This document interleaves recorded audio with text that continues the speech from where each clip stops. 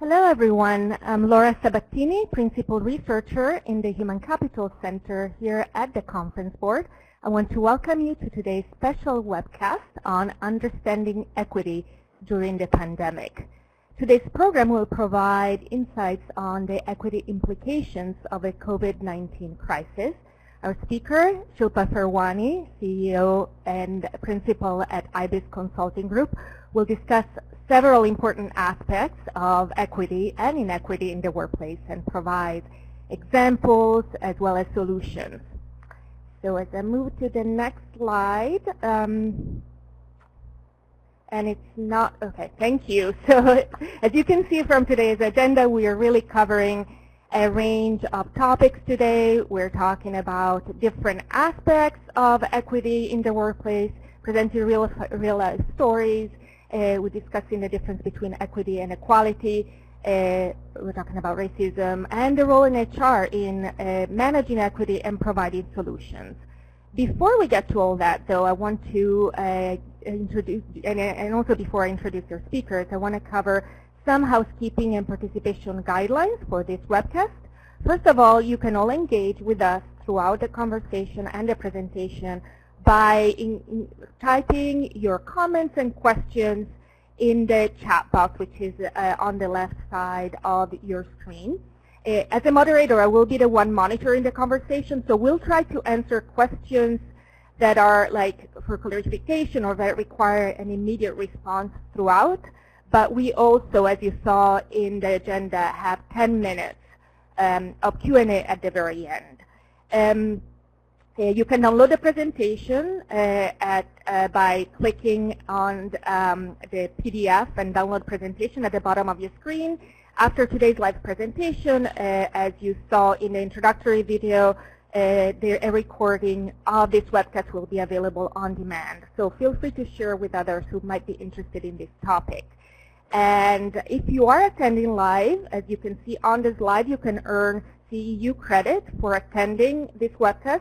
To request credit, please enter your name, email address, and the kind of credit you need in the box that is all on the lower right-hand side of your screen. So this is separate from the chat screen. Finally, there's going to be a brief evaluation at the very end of the webcast. Please take a couple of minutes to let us know your thoughts, as this helps us with future programming. So without further ado, I want to introduce you to our speaker today. Shilpa Ferwani is Principal and CEO at IBIS Consulting Group. Shilpa is an organizational psychologist by training, and she has been working for over 15 years with global companies to help them leverage diversity and inclusion, as well as drive positive, sustainable change. Shilpa, I'm really excited to hear your presentation. Thank you for joining us. Thank you, Laura. Good morning, everyone, and welcome to Understanding Equity During the Pandemic. It's a critically important topic for all of us, unprecedented times that we are facing, and I'm looking forward to talking more about equity during the pandemic. But before I do that, just a little bit high-level overview on IBIS, who we are. At IBIS, our vision is achieving equity and opportunity through the power of diversity and inclusion. And the way we do that is by creating bold and innovative DEI solutions to really help organizations sustain inclusive environments, but also address some of the systemic disparities. So for us, we've been doing this work for almost 3 decades now, and offer a wide range of services, including diversity audits and assessments, diversity, equity, and inclusion training on topics ranging from unconscious bias, micro-inequities, inclusive leadership, racial equity, but also consultation that helps organizations move the needle and make progress in terms of addressing systemic disparities. And I'm not going to go in further detail, but if you need more information, ibisconsultinggroup.com. So before we get started, let me just get a sense of who's in the room, and we'll start with a couple of polling questions.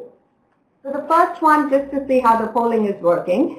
What are you grateful for today? You know, if you think about any of these options, a little bit sunshine, home-cooked meals, which we are all having a lot of, coffee, joining today's webinar, or the internet, which the webinar wouldn't have been possible without. So let's see how this is working with the group. Like the coffee. We all need our, I know when New Zealand opened after the lockdown, the longest lines were at the coffee shop. So we all appreciate that cup of It's also coffee. about the ritual to some extent, right? Yes. And a little bit of sunshine, absolutely. I'm right outside the Boston area, and for us, we have a lot of sunshine today with 90+ temperatures. So thank you. Let's move on to the next question. I want to get a good snapshot of who's participating today and what is your level of understanding of DEI. So if we could move to the next polling question. If all of you could just share from your end your understanding of DEI. Are you at the beginner level? Maybe with 1 to 2. You may have attended 1 to 2 DEI trainings. You may have maybe at the intermediate level, or are you an expert who has been doing this work for a long time? And I often tell people, even though I've been doing this for almost 2 decades, it's a learning journey for all of us. So when it comes to DEI, I feel it's always there's something new and something different to learn from. So it looks like majority of the group is at the beginner level, and you may have attended 1 to 2 DEI trainings in the past. That's really helpful to know. And a lot of the content that we will share today will address all 3 levels. So I'm glad to get a snapshot of who's participating. So thank you for that, and let's go to the next polling question. So there's a lot going on around the pandemic right now, but has your company talked about COVID-19 and how that relates to DEI? Have there been specific conversations around this topic, especially considering some of the recent events that we have seen around the police brutality and the protests and what's going on in the broader society? So let's see where the group is with this question. So for almost half of you have started to talk about it, but you have not done a deep dive. And then for almost 20% or so, it's not have started the conversation yet. And on the other side, there are some that you've spoken about it at length in terms of DEI and provided resources. Great. For those of you who have done that at length and provided resources, that's absolutely what every organization needs to do. And those that have started, hopefully these are conversations that will continue, because the momentum that we are seeing right now around DEI, even though it's for all the unfortunate reasons, but it's great to see, and we need to seize that opportunity. Right, so thank you for sharing that. Let me start by, again, Laura gave a high-level overview of what to expect. Just to go over the agenda really quickly, we have been doing diversity, equity, inclusion work for a long time, but what we see right now in terms of the focus on this topic and the need around this is unprecedented. Even the stress and the challenges that people are facing around the pandemic and the recent events, it's become critical for every organization to start the conversation and continue the conversation in a way that they see sustainable change. So I'll be talking about 5 equity implications with the current events in mind. There are also some real-life stories. This is the time when we really need to hear from our employees of color what they are experiencing, what are the challenges that they face right now. So I will share some of these real-life stories from some of our IBIS consultants who have been, who were really gracious enough to share some of their stories and experiences. A lot of the conversation will also focus on what is equity, how is that different from equality. Even today, there's a lot of confusion between, what's the difference between equality and equity. And then, why do we even need to focus on equity? How did we get here? What's our history? What's the systemic racism that we've been seeing in this country and globally that has gotten us to this point? So we will look at that aspect. And then lastly, what's your role in addressing all of this? How can you be more of an active ally? And what are some strategies that you can use and what leading companies are doing? And as Laura mentioned at the end, I'll take about 10 minutes for any questions, but please feel free to add those questions in the chat box, and if there are things that need to be addressed right away, Laura has kindly agreed to bring them up during the session.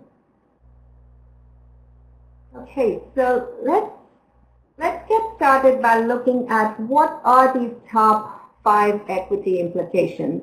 And I'll just start by sharing this, that often when it comes to the pandemic, we are all going through a lot of stress, anxiety, fear, uncertainty related to the pandemic. And a lot of people say that we're in the same, we're in the same boat.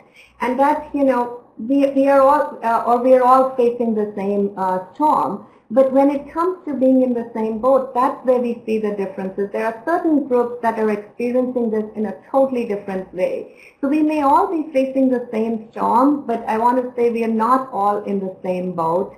And there are some demographic groups that are experiencing challenges in a different way. So my goal right now is to walk through what are some of these challenges that the demographic groups are facing, and how does that impact things in the workplace. So I'll start with the, there are 5 equity implications. I'm going to start with the first one, which is around racism and the Black experience. So again, there's been so much that we are experiencing around the recent protests, the police brutality, the killings of so many Black men and women that has been going on for a long time.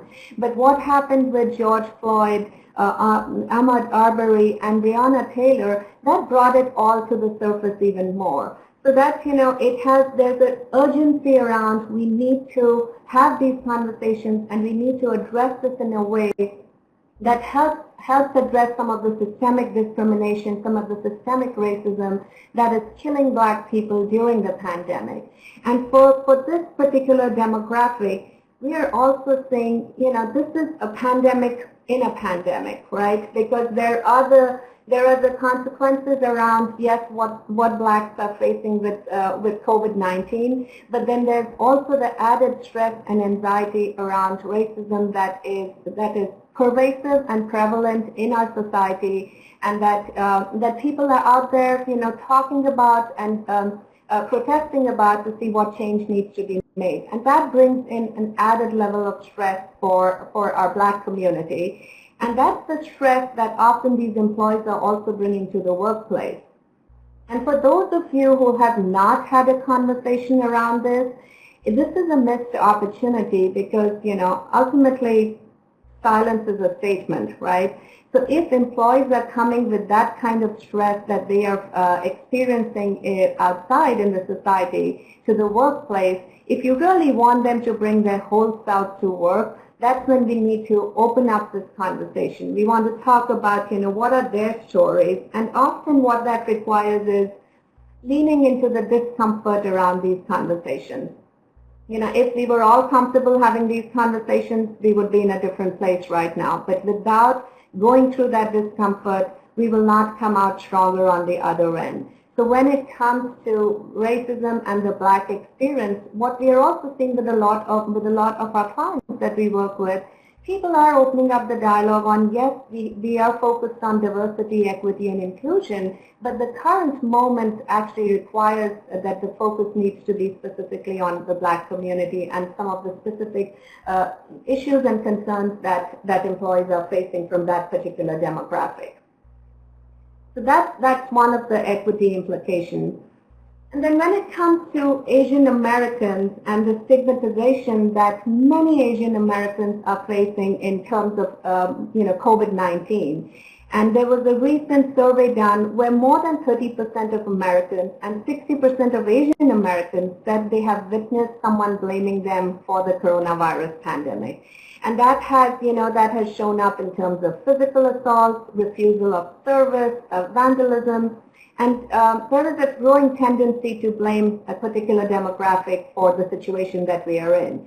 And microaggressions that Asian Americans are facing right now in the workplace are also pervasive related to COVID-19.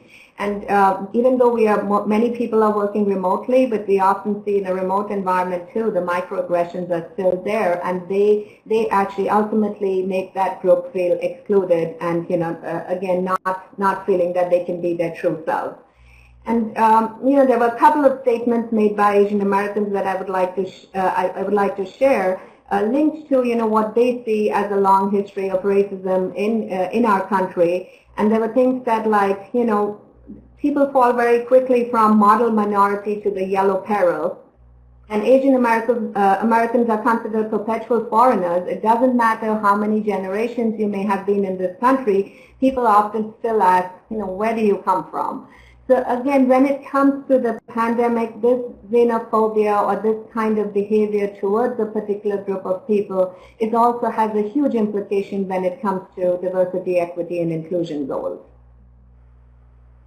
This is where I would like to pause and share a story from one of the IBIS consultants around his particular experience with racism as well as the pandemic. And let's play that video, and then I'll come back to talk about it a little bit more. Hi folks, how are you? Hi folks, how are you? My name is Teo Arboleto, and I am a producer-director at IBIS Consulting Group. I'm mixed race. I'm Black, Asian, and white, as you can probably tell. I grew up in Japan. My father was born in the segregated South in Atlanta, Georgia. My mother was born during Hitler's Germany, and most of the people in her neighborhood barely survived, if at all. I was born in New York City in the 60s, early 60s, was bused between black and white schools, teacher strikes. My family was harassed, rocks were thrown at us for being mixed. There were race riots and anti-war protests, and then eventually MLK was assassinated. And my father just really couldn't take it anymore. So he moved us to Japan. I was 6 years old. Moved back to the US by myself when I was 19, kind of like an immigrant, sort of, in the early 80s. And I quickly learned about racism in the US. It was nothing like the way it was shown in the movies. It was actually quite worse.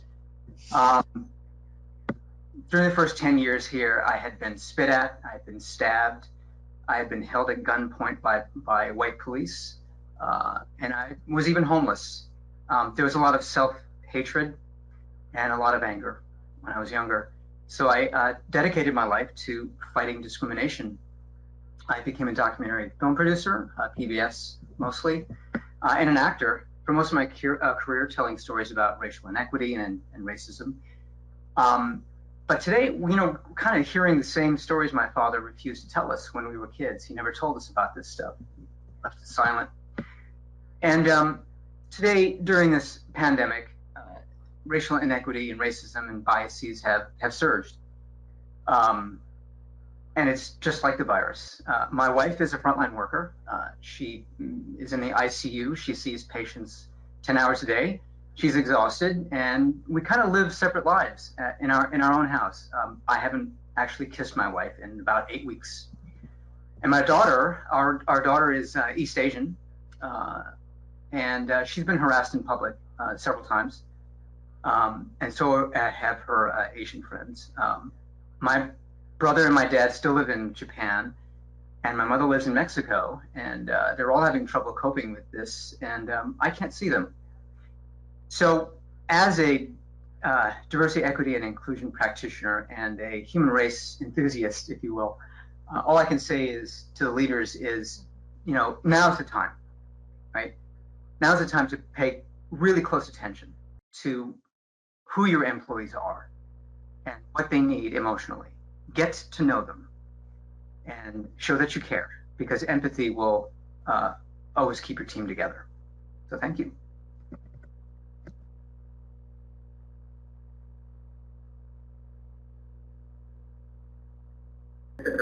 One story and one experience where somebody is willing to share what they are going through, both in terms of the racism level, but also their experience with the pandemic. And for some of you who were not able to hear it, I think we can send you a link to the video as well. And I'm sorry that some of you did not have the volume on it, and there are some adjustments that you may need to make on your end. But we can share the link. But what Taya mentioned in terms of, yes, now is the time. And this is the time for leaders to really know who their employees are. What do they need emotionally? How can we get to know them at a level where they can open up and feel included in the workplace? That's really important for any leaders. And thank you for those who did say this. It is absolutely a really powerful story, and I can't say enough about when it comes to DEI, the impact of storytelling goes way beyond any kind of training or effort that we can put in place. So I'll continue to talk about a few other equity implications. We started talking about the Black experience, but what the pandemic has also done for our country, it has stripped bare or exposed the racial divide in our healthcare system and all the disparities that were always there but have now surfaced to a greater extent. And when it comes to racial health disparities, the virus is impacting certain demographics way more than the others. Every day in the U.S., 200 Black people die who would have lived if their health experience was equivalent to those of whites. So there's a huge disparity there. And even when it comes to the incarcerated population, Latinos are three times more likely to get imprisoned than whites. Blacks are 6 times they are imprisoned at 6 times the rate as white people. So again, if you think about who is this impacting, what's our responsibility in terms of really addressing some of those disparities, both in the workplace and broadly in the society, that's important. And for us, we are fortunate enough, we are privileged enough to be working remotely, being able to participate in this webinar. But for a lot of low-income communities under the quarantine, being unable to work means no paycheck for them or not being able to meet the basic needs. And we are also seeing that with Native Americans, where many people are not even included in the research that's going on around the pandemic. So when it comes to healthcare, the disparities and the differential exposure and access that certain demographics, certain populations has been exposed a lot during this pandemic. Many of you have essential workers, frontline workers that have been brave enough, courageous enough to work through this pandemic. But what we see is that, yes, there have been many changes made by organizations, but when the pandemic started, there were a lot of protests from employees at Amazon, Instacart, meat packing plants, McDonald's, where people were saying that it is their well-being and their health that should be the most important and that should be the focus. So that's, I think with frontline workers, we need to keep that in mind, and those are the workers that are struggling the most and helping us stay healthy and, do the work that we do. And, that impact, the pandemic has impacted gig workers the most, and, they are struggling with it too. And what I would like to do next is share another story from, again, a biracial woman who talks about her experience with the pandemic and the racial stress that she's facing during these times. So let me go ahead and if we could pull up the next story from Ashley Janot, who's again a first-generation Afro-Latina at IBIS. Thank you, Shilpa.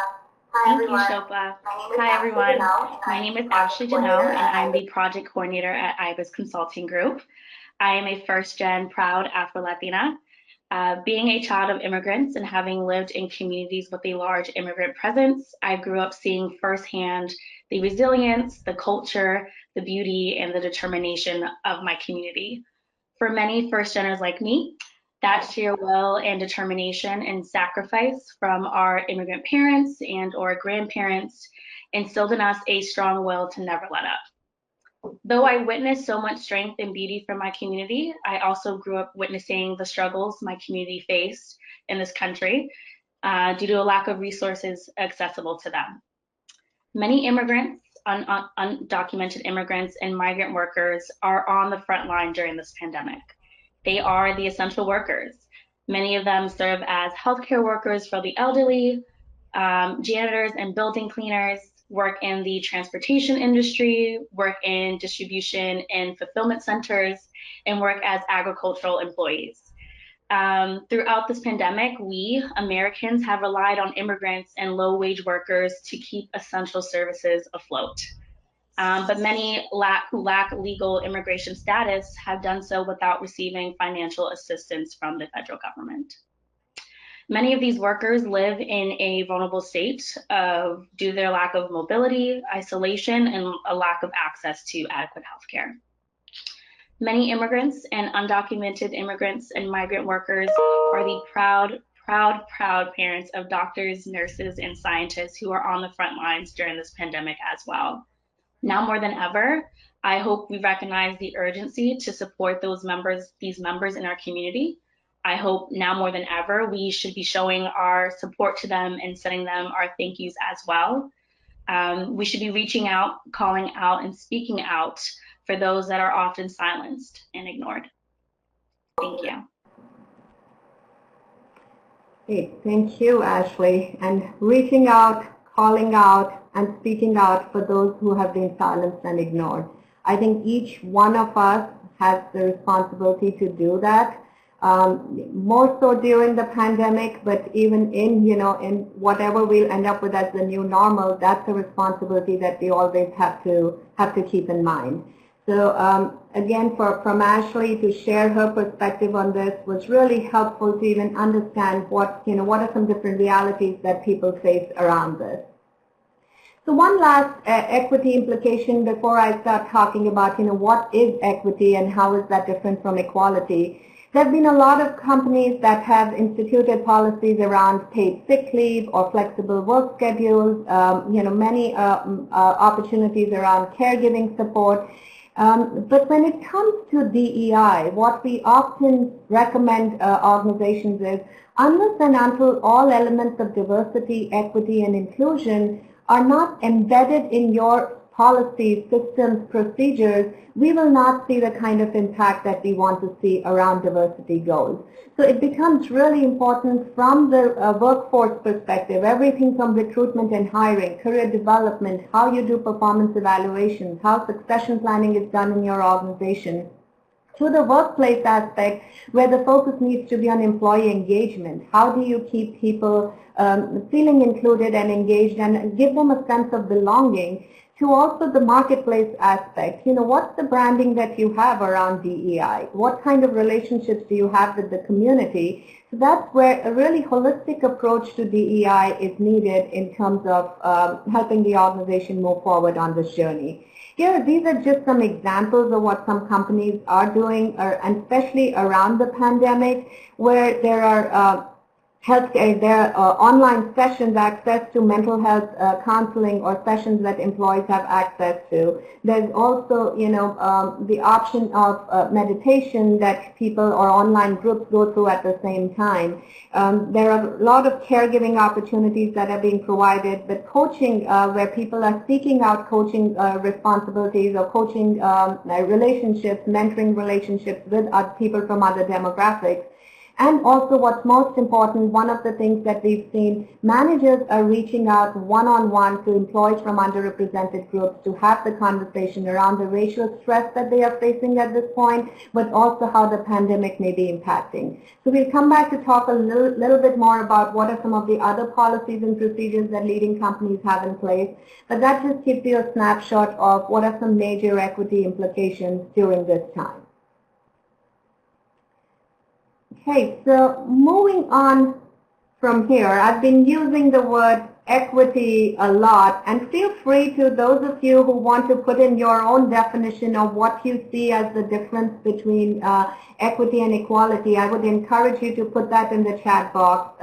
Share your thoughts on what are some examples of equity that you've seen in the workplace. But I'll start by sharing an image that has evolved over time in the DEI space and is still changing today. But this is just an image to start the conversation around equality versus equity.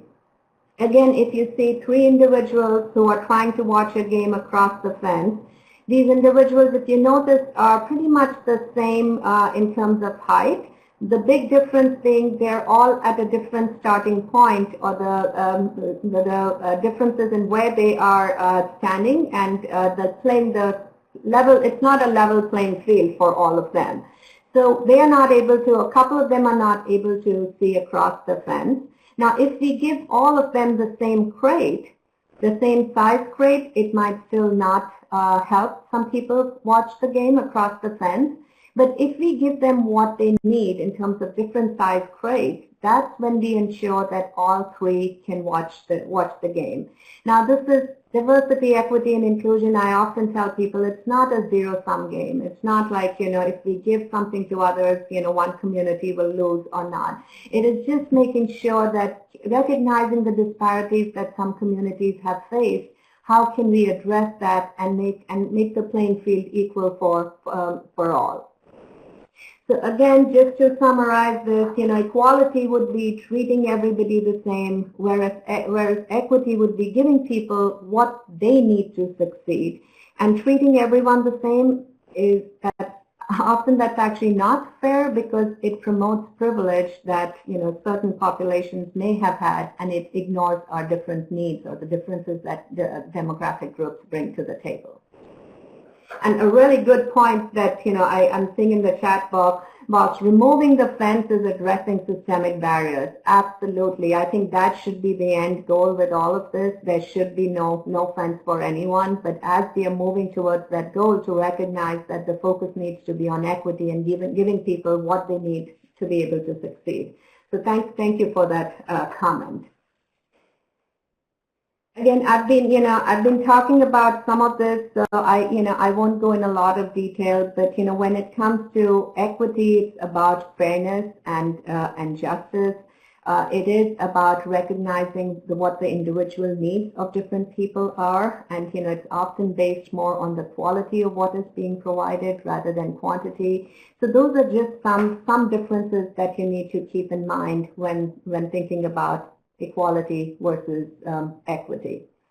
Now, one of the big questions that we get is, why right now? Why is there such a need to focus on the topic of equity? The whole industry and the field around diversity and inclusion has evolved. There was a lot of work done around bringing diverse people in the organization. Then the focus was more on inclusion. We also started talking about how bias impacts our decisions and how we work with others. But we are at a point where there's a big focus on equity and what that means for organizations and for individuals. So let me start by sharing a video that breaks down what systemic racism in our country actually means. How did we get to the point that we are, and how has it impacted individuals from different demographics in different ways? So let's play the next video, and we'll come back to talk more about systemic racism. Here's Jamal. Jamal is a boy who lives in a poor neighborhood. He has a friend named Kevin who lives in a wealthy neighborhood. All of Jamal's neighbors are African American, and all of Kevin's neighbors are white. Because Jamal's school district is mostly funded by property taxes, his school is not very well funded. His classrooms are overcrowded, his teachers are underpaid, and he doesn't have access to high-quality tutors or extracurricular activities. Kevin's school district is also funded by property taxes, so his school is very well funded. His classrooms are never crowded, his teachers are very well paid, and he has access to high-quality tutors and lots of extracurricular activities. Kevin and Jamal live only a few streets away from each other. So how come they're growing up in such different worlds with such different opportunities for success? The answer has to do with America's history of systemic racism. To understand it better, let's look at what life was like for Kevin and Jamal's grandparents. Decades after the Civil War, many government agencies started to draw maps dividing cities into sections that were either desirable or undesirable for investment. This practice was called redlining, and it usually blocked off entire black neighborhoods from access to private and public investment. Banks and insurance companies used these maps for decades to deny black people loans and other services based purely on race. Historically speaking, owning a home and getting a college education is the easiest way for an American family to build wealth. But when Jamal's grandparents wanted to buy a house, the banks refused because they lived in a neighborhood that was redlined. So Jamal's grandparents were not able to buy a home, and because colleges could prevent them from attending through legal segregation, their options for higher education were really scarce. Kevin's grandparents, on the other hand, got a low-interest loan to buy their first house and got accepted into a handful of top universities, which traditionally only accepted white students. This opened up a wealth of opportunities that they were able to pass on to their kids and grandkids. Even as late as the 1980s, an investigation into the Atlanta real estate market showed that banks were more willing to lend to low-income white families than to middle or upper-income African-American families. As a result, today, for every $100 of wealth held by a white family, black families have $5.04. A 2017 study confirms that redlining is still affecting home values in major cities like Chicago today. This explains how Kevin and Jamal inherited vastly different circumstances. Unfortunately, the story doesn't end there. A big part of systemic racism is implicit bias. These are prejudices in society that people are not aware that they have. Let's go back to Kevin and Jamal. Against all odds, Jamal manages to be the only student from his high school to get accepted into a great university, the same one that Kevin and his high school friends are attending. But after Kevin and Jamal both graduate, Jamal notices that his resume isn't drawing as much interest as Kevin's, even though they graduated from the same program with the exact same GPA. Unfortunately for Jamal, studies show that resumes with white-sounding names get twice as many callbacks as identical resumes with black-sounding names. Implicit bias is one of the reasons why the black unemployment rate is twice the rate of white unemployment, even among college graduates today. You can see evidence of systemic racism in every area of life. The disparities in family wealth, incarceration rates, political representation, and education are all examples of systemic racism. Unfortunately, the biggest challenge with systemic racism is that there's no single person or entity responsible for it, which makes it very hard to solve.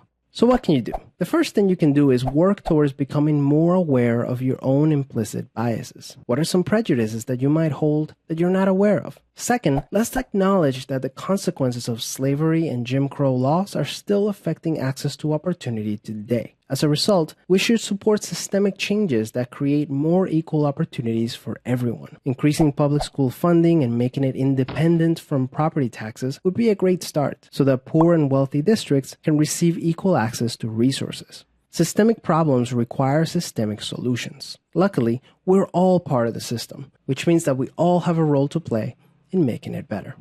Peace.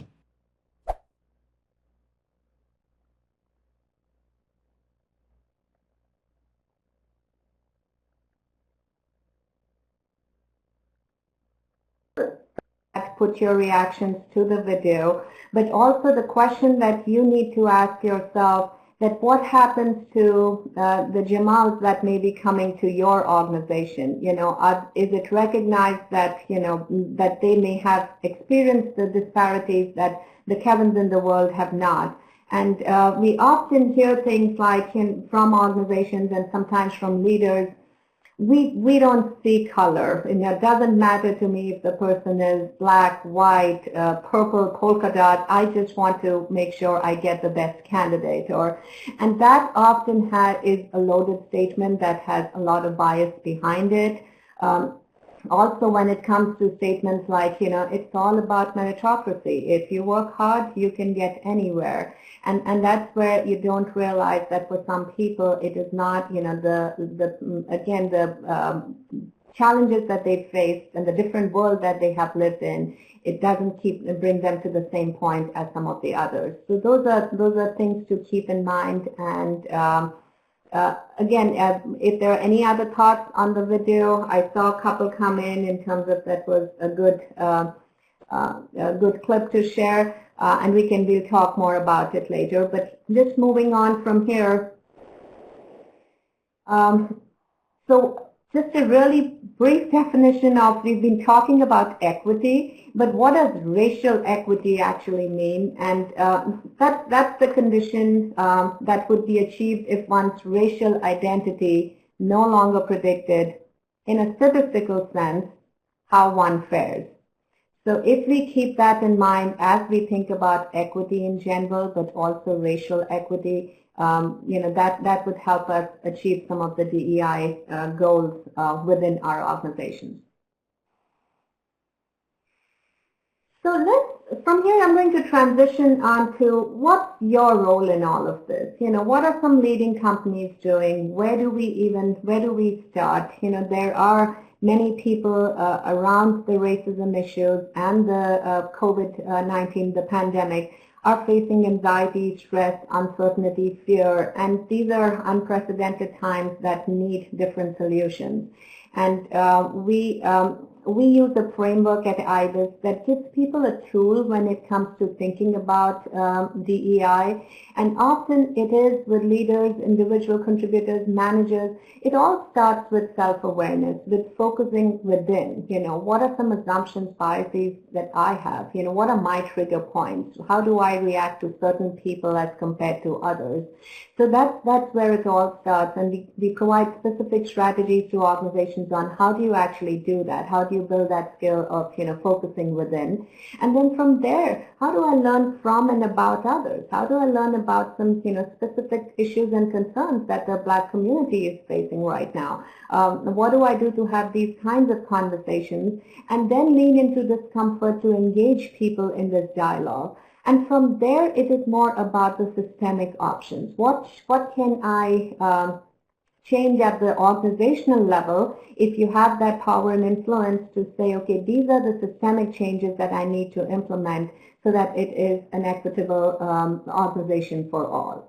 So that's just a high-level tool to keep in mind, but also a few strategies in terms of what's your role. And again, many of you may be in the HR role, but even if you're not, these are common strategies that can be implemented. And the first thing right now with, again, what we are seeing around us is it is really important to amplify the Black voices, but also be advocates for the marginalized groups and communities. So we all have a role to play in terms of being an ally and being a proactive. And allyship is not just about intent, but it's also about proactive action. So what can we do during this situation to be more of an active ally? And as a leader, how do we prioritize caring and listening and empathy that we can provide to all employees at this point? Because right now it is more the caring and the empathy that is going to make employees feel they belong and that they are cared for. Ensure that, we were talking about workplace policies and procedures. Really look at all your policies and procedures from a DEI lens. Are they inclusive for everyone? Are there changes that can be made in terms of the policies? And when it comes to continuing the conversations around DEI, there are many companies right now that maybe even in the past had not done a lot of work, but now are looking at how do I start these conversations? It could be even starting with the listening session, but to give people an opportunity to open up the dialogue on this in a way that is safe, but at the same time pushes people to go deeper. And communicating that is important for everybody in the organization. It is the safety, but it's also the health of all employees. And the last piece here, leveraging your employee resource groups at this point is critical. There are many organizations with employee resource groups. In fact, a recent research study on how employee resource groups are being leveraged found that 37% of organizations, ERGs and DRGs leaders, they are helping monitor the emotional well-being of others. There are other 34% organizations where they are actually helping other employees stay connected, engaged during this time. So leverage your ERGs to see how they can help build those connections. And I want to make sure that I leave 10 minutes at the end for questions. And again, Laura, if there are questions that you've been keeping track of, I can address those. Yeah, I have. Thank you. I've been keeping track of a few. Yep, and I'll make sure I go over these last couple of slides just in terms of giving all of you an idea of what we are seeing in our practice as some of the best practices around this and what our company is doing right now. And as all of you know, after George Floyd killing, there was a lot of, in terms of a lot of organizations wanted to do something, show their support and solidarity for the Black community. And many of the organizations had their CEOs send out a statement and openly talk about their stance on Black Lives Matter. So that sent a message from the leadership and their commitment. But what I also want to say right now is that's not going to be enough. A hashtag, posting on social media, sending statements out, it's a great start, but that's not going to be enough. In fact, there's now a lot of talk around performative allyship, right? We don't want to speak out on certain things, but overall may not be doing things in a way that still helps the Black community. So be really thoughtful about what happens after these statements have gone out. Again, there are several organizations that are having listening sessions with some have been, interracial dialogue, some have been intraracial dialogue, but really giving people an opportunity to talk about racism, racial equity, and what's their role. There's also a lot of, we are in a world where right now we can't get in person to have this dialogue, but even on our end, we've been doing a lot of training on topics like allyship in action, racial equity, inclusive leadership, bias, in a way that's still interactive and engaging and gives people an opportunity to have deeper level dialogue on the topic. The next piece that I'm seeing a lot with even some of our clients and other organizations in general, people want to get to a baseline of where they are, where the organization is with DEI. So there's a lot of talk around let's do an action around let's conduct an audit at different levels of the organization to see what's our baseline, what's working well, where the gaps are, and that is often used to put together a strategic plan that is connected with the business outcomes of the organization. Many of you may have noticed Juneteenth was announced as a holiday for many companies across the country. There are also companies that are increasing their spending with Black suppliers. So, Apple recently had announced that they are they'll be spending $100 million with Black-owned suppliers as part of the Racial Equity and Justice Initiative. There are people also reviewing their products and services. Just as an example, Walmart no longer keeps multicultural hair and beauty products in locked display in stores. That's just a way for them to show that, yes, they recognize that there was bias built in there with that kind of a policy, so they address that right away. And a lot of organizations, NASCAR, other organizations looking at how can they remove some of the racist symbols and artifacts that gives an impression of what is the organization's commitment to DEI. And, one of the most important pieces, accountability comes in when you put money in there as well. So many donations being made around this topic and also helping organizations be more accountable when it comes to DEI. So those are just a few examples of what organizations are doing, and at this point, I'm just going to open it up for last couple of polling questions, and then we'll answer any questions that have been sent in. So let's pull up the next polling question. Okay, so if all of you could let me know, how many of you right now are offering virtual DEI training? And again, just broader DEI training that may include different aspects. Oops, I think that went away. Can we pull it back up on the screen?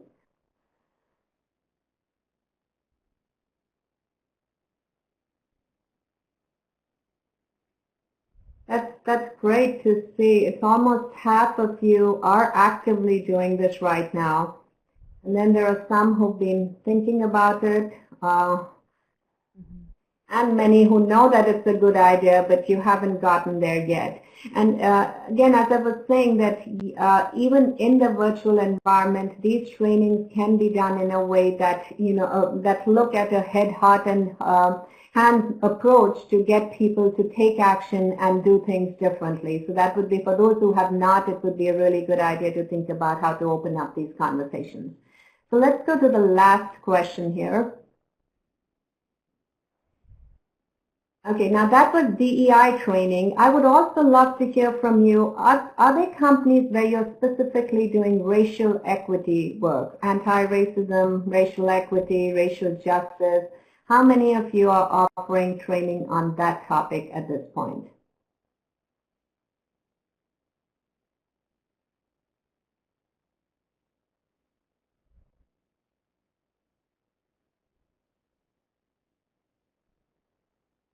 Okay, so I think 1/3 of you are actively doing that now, and that's really good to hear. I think that's the work that under the DEI umbrella that needs to continue, so that's great. And then there is another third that agree that it's a good idea but have not started that, or about 23% are thinking about it. And often, companies may ask that, should it be broader, just DEI, or is it okay to focus on one particular demographic or talk about racism in general? And I don't see it as an either or. That's something that can be both done at the same time. But with the current reality, it helps to openly have a dialogue or a courageous conversation on racism and what we need to do to be more of an anti-racist. So thank you for sharing that. And with that, I'm going to give it back to Laura so that she can bring up some questions that people have been asking through the session. And I should mention that there's been a great discussion in the chat as well. So I tried to combine some of the questions, and some seem to be relevant to the same issue. And it's about, hiring, the role of bias, and how, the reality is that HR leaders, by and large, want to hire the best person. And so there was a discussion about how do you balance that with some of the discussion around bias and an understanding that most people are not looking to be biased, right? So there was some discussion about that and really better understanding the whole notion about why saying I don't see color can be challenges in maybe reproducing some barriers. So that was the first global question, and where can I address that? Could I address that before you move on? That's a great question, and we often hear that from many companies. And it's important for hiring managers to realize that when there are statements like that made where they just want the best candidate, or they feel there are not technically qualified candidates of color out there, or they don't want to lower the bar by bringing in a candidate of color, those are often linked with implicit or unconscious biases that they may have across certain dimensions in terms of what they consider to be the right fit for the organization. So that's where we really need to push on that level of thinking and provide some learning and development for these hiring managers and the recruiters to see how they can influence and change decisions around hiring, because that's a critical piece when it comes to focus on equity. Yeah, great, thank you. And then we had a few specific questions. One was about the increasing impact of ageism in the area of DEI. I don't know if you had any comments to add. It might have been just sort of an observation of how that's also impacted, but I wonder if you had any thoughts on that as well. Yeah, so a couple of things when it comes to ageism, and there's a lot of work done even within organizations to, we provide training on working across generations as well. But currently with the pandemic also we are seeing a lot of bias around, who can perform this job the best, who's more equipped to get familiar with technology, who can, operate in a remote team environment. And those are biases again that we are seeing towards older people. But when it comes to millennials, what we are seeing is, people having the impression that, when it's especially around DEI, that they are coming in more with the activism lens on. We need somebody who can work with us.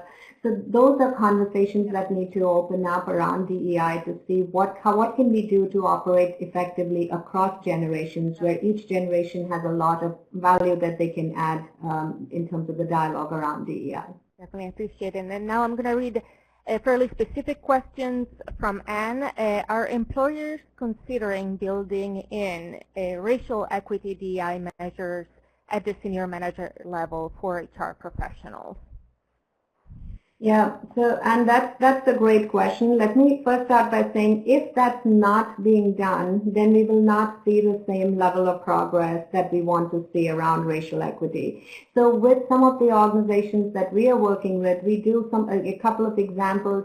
There are specific metrics being put in place as to what percentage would change in terms of hiring people of color more at the management level, and how will they, across the years, how will they measure progress. And also, you know, I do a lot of training on this topic, but even then I will say training is just a small piece of that. With those metrics, for you to see results, there have to be systemic things addressed, so that, you know, between the learning and development and some of the other HR policies and procedures, you see more of an impact. But that is, I won't say all the organizations that we come across, but there are some that are putting in specific metrics around hiring goals and timeline as to when they would achieve those. Perfect, thank you. And the one last observation that is also, you know, a question. It's about putting the responsibility of driving diversity, inclusion, and change on diverse people or Black people, and how that can add stress. How would you suggest that conversation takes place without putting the pressure and expectations only on you know, people that are most affected by this biases? That's a great question, and I have heard so many of, you know, my even Black colleagues and friends kind of say at this point, you know, asking them what should be done, what needs to be done is adding more stress onto them. There are a lot of resources out there. There's a lot of really good books on, you know, addressing racism that people can get more information on. But at the same time, I will say this, that for any strategy or plan around racial equity, yes, we want to make sure that we have the right demographics included in terms of working on that strategy and that plan, because that cannot be done with just with the leadership if the leadership mostly is white. So that's where we want to make sure that that input is sought from that particular demographic, so that whatever changes we decide on, it is inclusive and we and again accountable for the organization. We'll go back to what you were saying earlier about the importance of building awareness so people can become allies and help drive the change. And I know that we're at time. I just see one more question about whether you have recommendations for job boards that might be helpful for diversity and inclusion. And I think it's by Cindy. I don't know if I understood that question. So minority job boards in the U.S. So Cindy, we can send some to you in an email follow-up with any recommendations that we have. It also really depends on what kinds of job, what industry you're looking at. So you know, we can follow up and give you more information on that. Great. Well, thank you for the great presentations. Thanks everyone for your participation and comments. I think that what makes these webcasts very interactive and engaging. And we're at time. Just a few concluding slides. First of all, if you're interested in registering for some upcoming programming, you can click on the links here on your downloadable presentation, or just go on our website where you find a full listing of our programs coming up.